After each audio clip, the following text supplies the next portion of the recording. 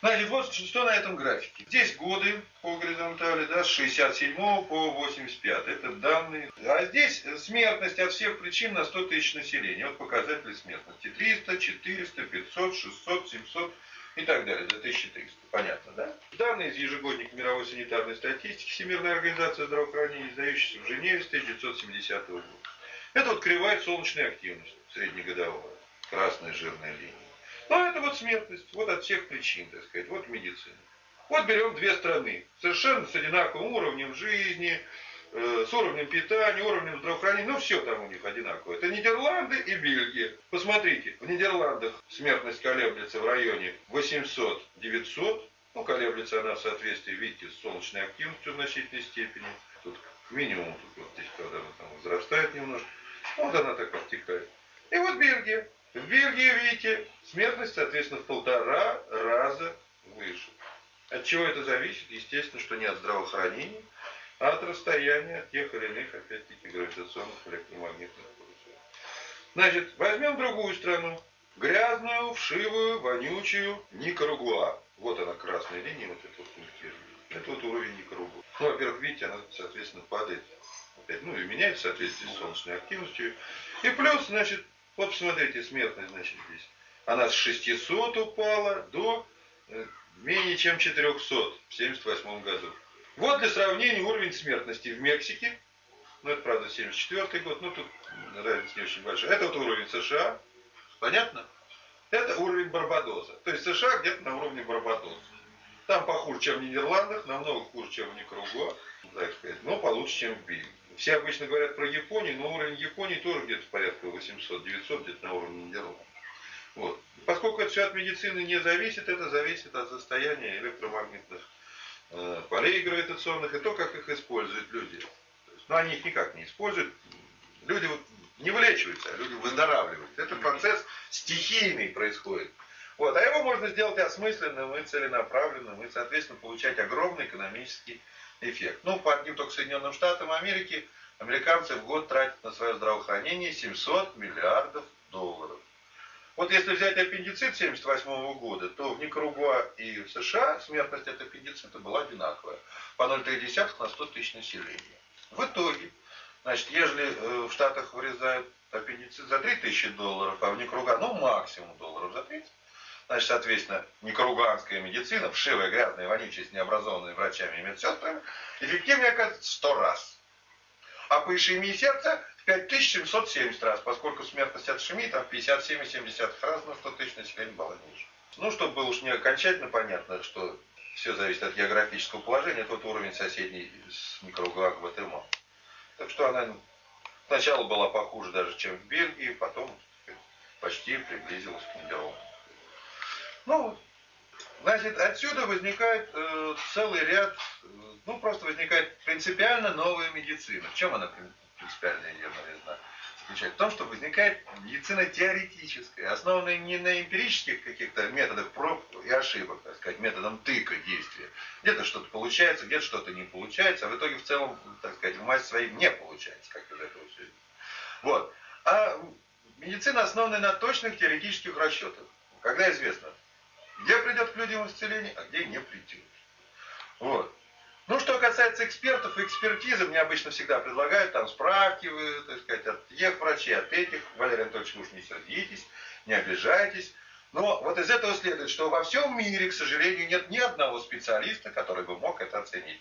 А если такие специалисты были бы, то уж, наверное, во Всемирной организации здравоохранения они бы нашлись и возопили бы уже давно, что это, ребята, у нас такая разница между смертностью в Никарагуа и в Бельгии. Вот. И тогда бы тут же поднимали дипломы у бельгийских врачей, так сказать, передали бы их никарагуанским необразованным. Но никто этого почему-то не делал. Следовательно, уровень специалистов во всем мире для меня ясен. И, в общем, к ним я особо и не обращаюсь. Я обращаюсь, так сказать, к людям заинтересованным, к больным, к бизнесменам, так сказать. Вот, к чиновникам тоже не обращаюсь, потому что чиновники кровно заинтересованы в сохранении старого положения, статус-кво. Не потому, что они плохие люди, а потому, что они, должность у них такая. Вот и все. А на сельском хозяйстве как это? А, в сельском хозяйстве, ну какая разница, господи, значит, растения, наверное, болеют так же, как и люди. И даже в отличие от людей, они никуда не могут переехать. Но люди могут разумно их, рационально сажать, сеять. Вот. Во-вторых, просто существует методика, когда можно просто меняющие, так сказать, электромагнитные поля искусственным путем сохранять урожай, избегать там поражения, там, скажем, той же самой ржой, там, спорыньей, там, и так далее, и так далее. Это все возможно. Но помимо этого, так сказать, еще и вот животные есть замечательно. Вот. Продуктивность молочного стада можно, соответственно, повышать.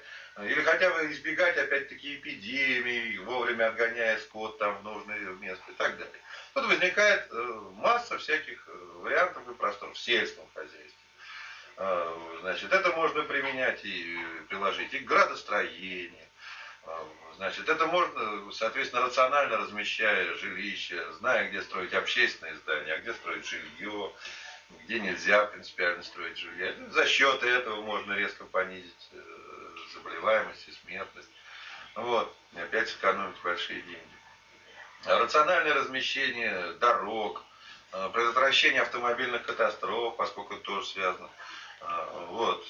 Поиски полезных ископаемых, поскольку бактерии, большинство, абсолютное большинство полезных ископаемых связано и с деятельностью земной коры, и связано с деятельностью бактерий.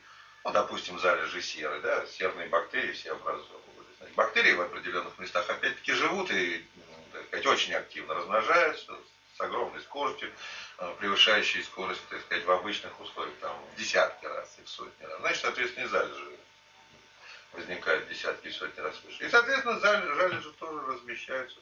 То есть можно взять даже старые карты, зная предыдущие залежи, можно рассчитать, где отыскать новые. Вот. Ну вот такие услуги предлагает создаваемая фирма «Школы полюсов» Храпова. Да, фамилия моя Храпов, зовут меня Валерий Евгеньевич. Милости прошу к нашему шалашу. Так. Вот, ну, в общем-то, кто желает более подробно ознакомиться, может прочитать. Это «Советский патриот», 91 год, номер 2, я тут забыл написать. Значит, номер 2, я знаю, как лечить СПИД. Ну, вот здесь я как раз сообщаю. Здесь я, правда, не успел сообщить о том, что я уже стал индивидуальным, то есть почетным членом Международной ассоциации «Евроталант».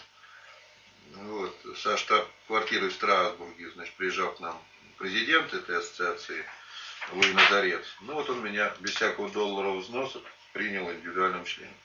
Вот. Ну, идеи, так сказать, большинство идей моих, там свыше 50 ноу-хау, они хранятся в компьютерном банке идей СССР. Значит, это можно туда обратиться, это, значит, улица Бориса Галушкина, там адрес я, к сожалению, дальше не помню. Значит, это вот публикации, там, скажем, из советской женщины, переведенные на английский язык. Уже на английском языке. Это вот заметка, которую, так сказать, подписал Валерий Анатольевич. Американцы едут лечить СПИД в России. Хотя дурацкий заголовок, они еще не едут. Вот, а надо, что ехали. Так, ну вот здесь это Мегаполис Экспресс. Значит, 91 год, 10 октября, номер 41.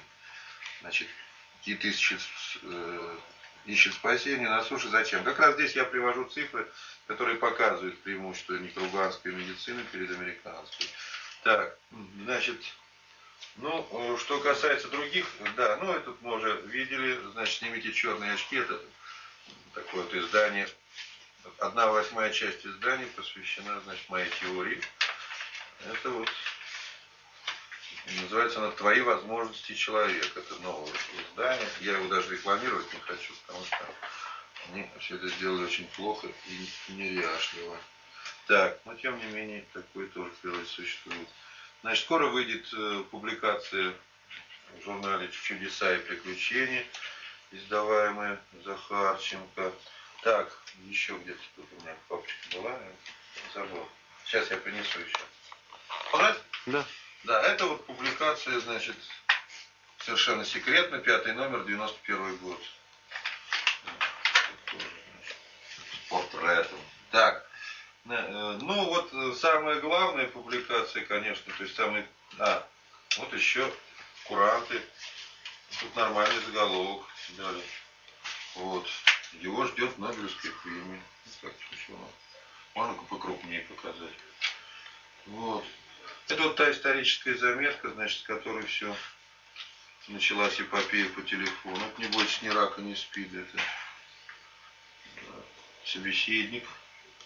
Как я уже говорил, номер 13, значит, в районе 28 марта 91 года. Это было, в общем, год назад. Так, а это вот «Комсомольская правда».